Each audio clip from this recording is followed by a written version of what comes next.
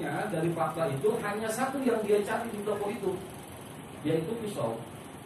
Luka kekerasan tajam tersebut menembus sampai memotong bagian bawah paru-paru.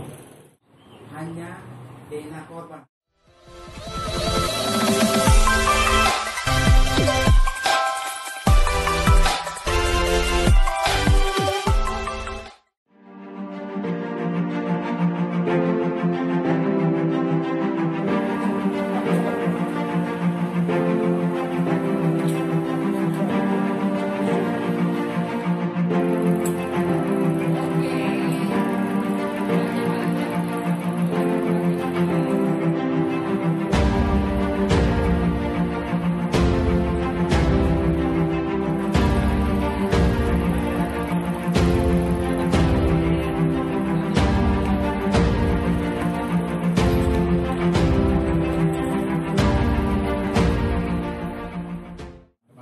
Terus bagaimana perkembangan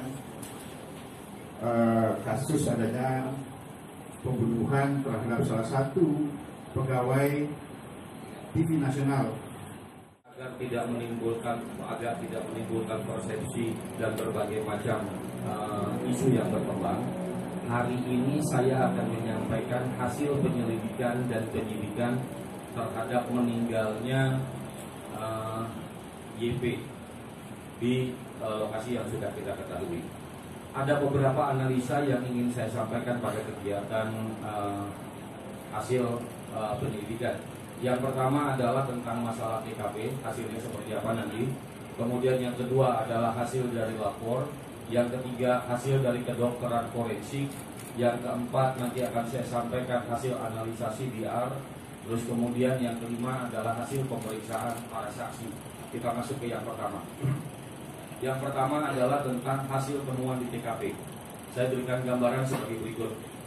Dari olah TKP yang pertama didapatkan fakta bahwa motor korban, yaitu Honda Beat, terparkir dengan rapi di sebelah kiri TKP.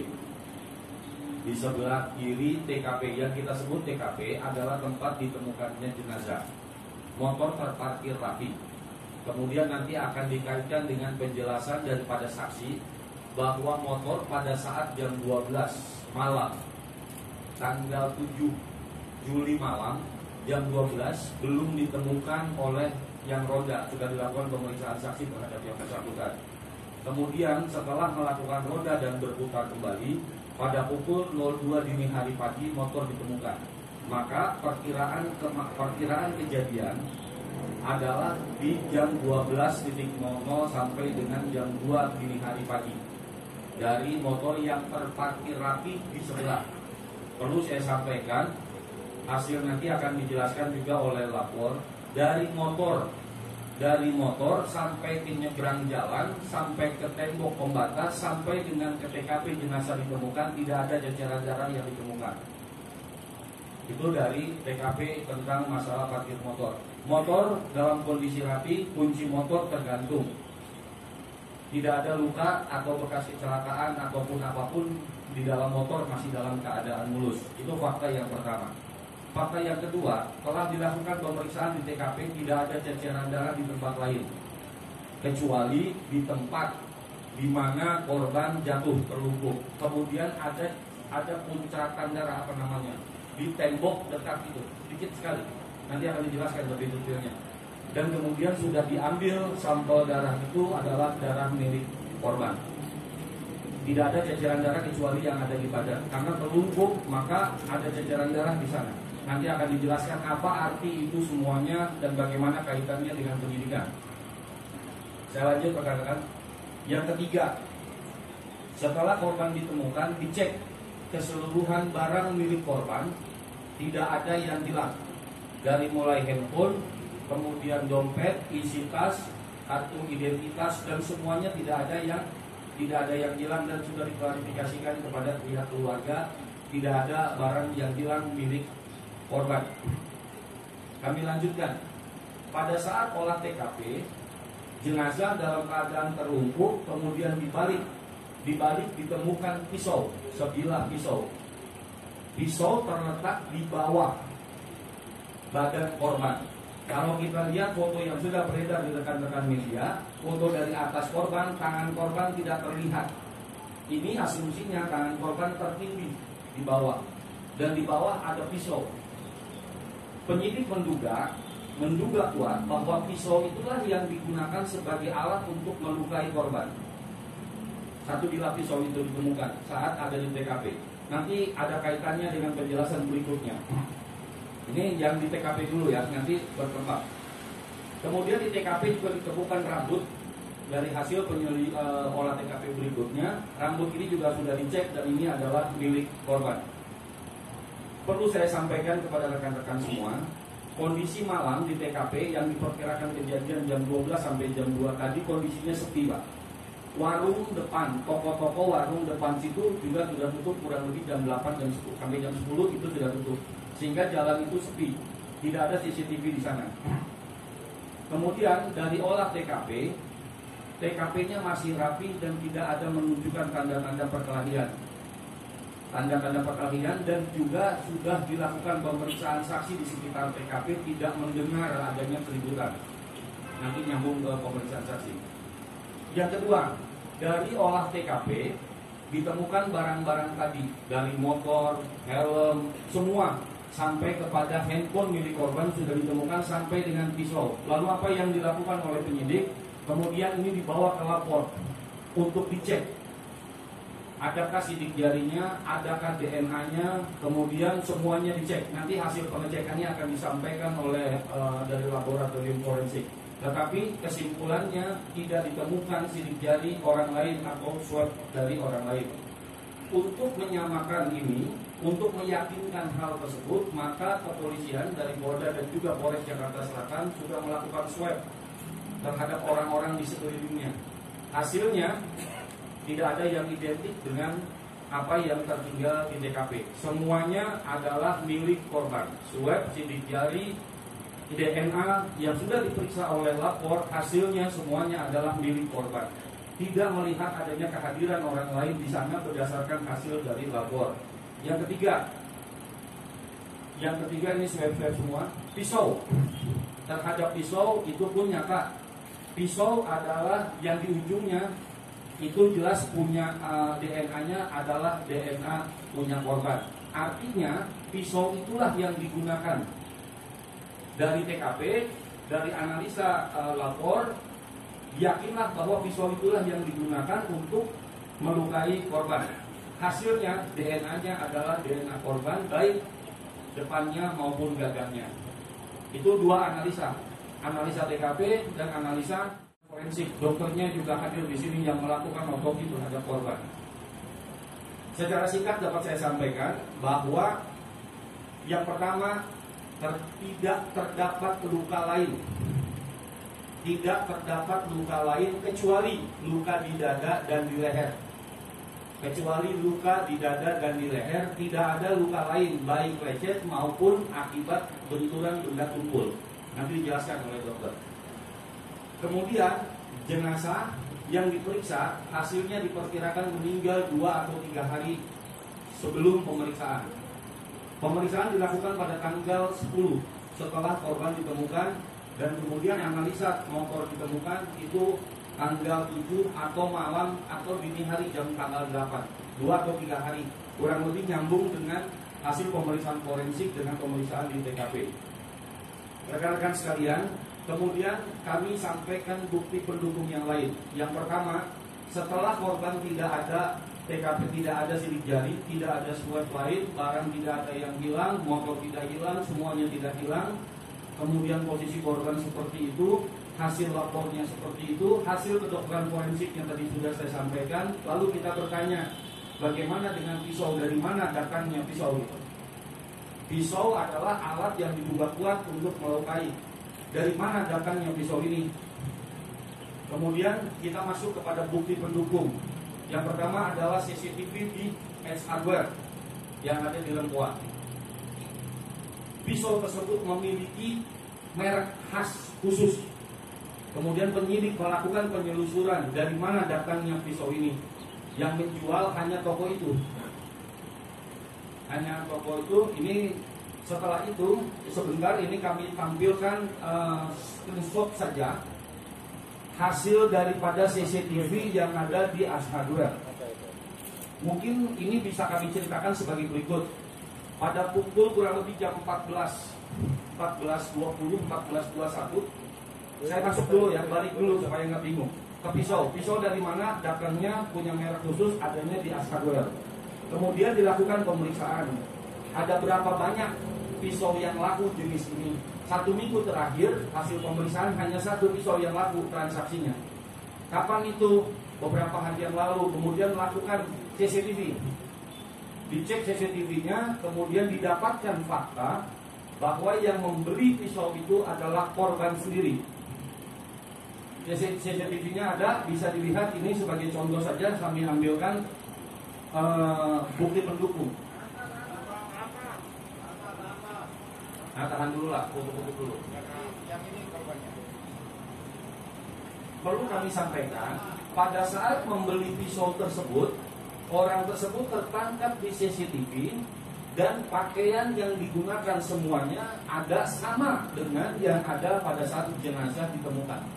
Jadi pisau itu yang digunakan sebagai alat dibelinya sendiri. Apa buktinya? CCTV. Apa buktinya? Bon. Dan semuanya seluruh sampai ke tempat parkir ada. Bagaimana dia masuk dan keluar. Perlu juga kami sampaikan bahwa waktu dia masuk sampai dengan keluar hanya 8 menit. Bisa saya jelaskan, begitu masuk langsung menuju ke tempat di mana pisau itu dipajang, langsung mengambil pisau yang dimaksud, agak lama 2 menit di situ, kemudian bergerak menuju kasir, melakukan pembayaran, menuju ke tempat parkir dan meninggalkan tempat. Artinya dari fakta itu hanya satu yang dia cari di toko itu, yaitu pisau. Dengan asumsi masuk hanya 8 menit dan menuju ke tempat di sana, selesai milih, datang lagi ke kasir, kemudian ke tempat parkir dan meninggalkan tempat menuju ke kantornya. Ini adalah bukti pendukung untuk yang mendukung fakta-fakta yang tadi. Kemudian yang kedua, yang selanjutnya, ini udah poin yang keberapa? Yang selanjutnya adalah tentang masalah analisa mengenai CDR. Apa benar dia yang membeli? Maka dilakukan analisa CDR. CDR-nya code data record, posisi korban pada saat jam tersebut sesuai dengan CCTV berada di lokasi itu. Berada di lokasi itu, rutenya adalah rute perjalanan dia dari kantor menuju rumah atau sebaliknya. Ini analisa CDR-nya. Nanti kita tidak perlu terlalu dalam, sehingga dapat saya sampaikan pada tanggal 76 itu tercovernya di daerah sana semua. Ada MSDN-nya atau analisa terhadap CDR tersebut. Ini kemudian yang kedua, yang selanjutnya adalah analisa berdasarkan CDR tentang code data recordnya dan juga WA dan lain sebagainya. Tidak ada yang mencurigakan, tidak ada ancaman dari luar ataupun yang lain-lain. Kemudian selanjutnya dari transaksi keuangan. Dari transaksi keuangan tidak ada yang menonjol, hanya satu saja, yaitu yang bersangkutan sempat berobat ke rumah sakit Cipto Mangunkusumo di Kencana. Nanti untuk apa itu akan kami sampaikan berikutnya.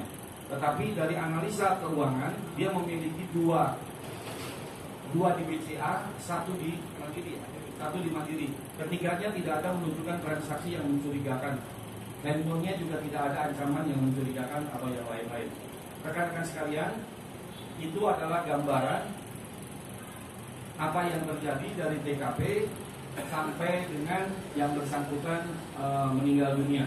Ada beberapa CCTV, ada dukungan TKP dan lain sebagainya, nanti akan diperjelas oleh teman-teman yang lain. Kemudian analisa dari pemeriksaan saksi.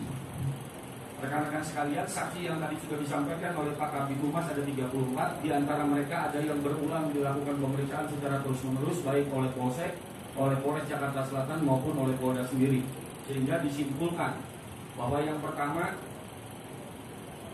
yang bersangkutan memang memiliki pacar dengan nama S. Di sisi lain dia juga punya teman dekat dengan inisial L. Kemudian yang terjadi sedikit konflik di antara mereka, tapi sudah bisa diselesaikan. Ada latar belakang lain dalam kehidupan si korban yang mungkin tidak perlu saya sampaikan di sini. Apakah ini menjadi pemicu daripada tingkat depresi seseorang ini masih kita dalami lebih lanjut. Dari beberapa keterangan saksi yang menonjol adalah bahwa korban pernah menyatakan berulang-ulang kepada S setelah konflik yang sedemikian kuat, kemudian dia menyampaikan kurang lebih begini, kalau saya tidak ada, bagaimana? Kalau saya tidak ada, pengertian tidak ada menurut tafsiran kami adalah kalau saya meninggal, kalau saya tidak ada, itu seperti apa? Dan ini disampaikan berulang-ulang kepada S. Dan di antara mereka memang ada hubungan dan ada rencana menikah untuk tahun depan kalau tidak salah. Rekan-rekan, itu sekilas perjalanan daripada apa yang didapatkan oleh penyelidikan dan penyidikan dari Polda bekerjasama dengan Jakarta Selatan dan juga Polsek Pesanggerahan.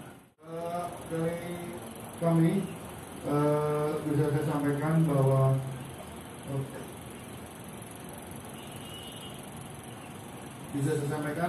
hasil pemeriksaan kami. Jadi pada saat jenazah sudah kami terima, jenazah ini sudah dalam kondisi mulai membusuk lanjut. Kemudian kami lakukan pemeriksaan luar. Kami temukan dalam pemeriksaan bahwa adanya ketemu lebam mayat di bagian tubuhnya. Kemudian kami tidak menemukan tanda-tanda kekerasan lain selain luka tusuk di dada atau luka kekerasan tajam di dada, dan sebanyak 4 kali, di mana gambaran kekerasan tajam di dada ini bermacam-macam. Ada yang kedalaman lukanya hanya sampai jaringan otot, kemudian lebih dalam lagi, yang kedua juga lebih dalam lagi, yang ketiga lebih dalam, yang terakhir lebih dalam lagi, luka kekerasan tajam tersebut menembus sampai memotong bagian bawah paru-paru. Selanjutnya kami lakukan pemeriksaan juga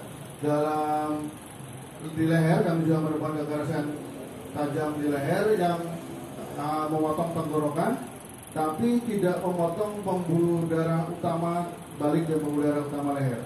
Jadi hanya sampai tenggorokannya saja. Selanjutnya kami tidak temukan kekerasan lain selain itu. Kemudian kami dapatkan kesimpulan bahwa sebab mati korban adalah kekerasan tajam di leher. Selanjutnya kami lakukan pemeriksaan screening terhadap narkoba atau pemeriksaan penyaring terhadap narkoba di dalam jaringan, di dalam urinnya kami temukan adanya kandungan amfetamin positif. Perkiraan kematian yang bisa kami tentukan berdasarkan gambaran pembusukan antara 2 sampai 3 hari sebelum dilakukan pemeriksaan. Kami dari laboratorium forensik akan menerangkan barang bukti yang bisa dilapor. Yang pertama, kita melakukan olah TKP yang diminta oleh Polda Metro. Kita melakukan TKP yang ditemukan mayat dari korban tersebut. Nah, dari hasil itu kita menemukan atau memang ditemukan pisau, salah satu pisau, terus rambut, terus motor yang dipakai korban. Nah, semua barang bukti tersebut kita lakukan pemeriksaan, baik di motor, di pisau. Kalau di motor kita cek tidak ada darah, tidak ada barang bukti yang kita bisa temukan di situ. Yang kedua, pisau kita temukan DNA dari korban sendiri, baik dari pisau itu kan ada tajam baru pegangan. Nah, kita periksa juga gagangnya dengan harapan kita temukan profil DNA lain dengan korban. Tapi dalam kenyataannya kita periksa tidak ditemukan DNA lain dari korban. Jadi DNA di pisau itu terdapat DNA korban semua. Terus rambut yang kita curigai ini rambutnya siapa yang ada di TKP. Sedangkan dari hasil olah TKP korban masih pakai helm, dan itu ada ceceran rambut di situ. dan setelah diadakan pemeriksaannya itu juga DNA korban, ada DNA korban. Jadi kita tidak temukan, kita menduga ada mungkin orang lain, tapi kita tidak temukan. Jadi kita temukan DNA korban aja. Jadi habis itu sebelum kita memeriksa tisu itu, jadi dilakukan swab terhadap diduga saksi yang semua yang diajukan sama Polda Metro kita ambil swab mulutnya untuk pemeriksaan DNA dengan harapan kita temukan DNA selain korban, tapi ternyata kita tidak temukan ada DNA lain selain korban. Jadi semua baik kita periksa waktu itu ada TKP, aspal segala macam yang juga korban di situ, tapi tidak juga kita tidak temukan. Nah, jadi pada kesimpulannya bahwa kita semua yang kita periksa di lapor hanya DNA korban. Beberapa faktor dari beberapa penjelasan dari TKP, dari keterangan ahli, dari keterangan saksi, dari olah TKP, dari keterangan yang lain dan bukti petunjuk yang lain, maka penyidik sampai saat ini berkesimpulan bahwa yang bersangkutan diduga kuat melakukan bunuh diri.